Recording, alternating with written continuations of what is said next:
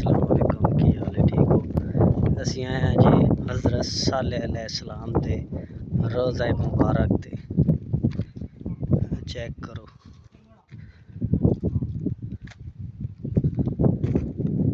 यह जगह है,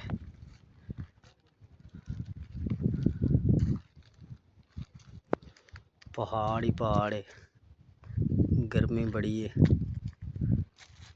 बड़ी हाइट है पहाड़ों की। ओ चेक करो तुसी,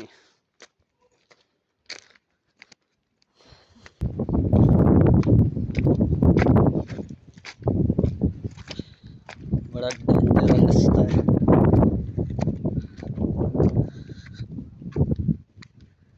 चेक करो,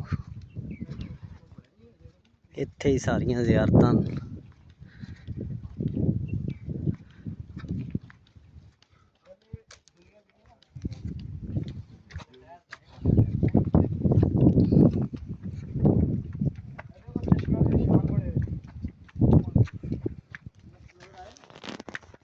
मत्तरां दे विच इत्थे पानी आंदा है, तकरीबन 1 महीने बाद मत्तर शुरू है।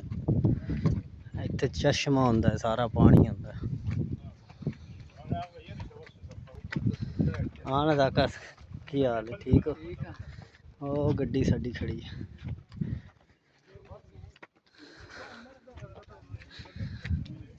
आ गए उस तो बाद सन ज़ियारत करें रोज़े दी।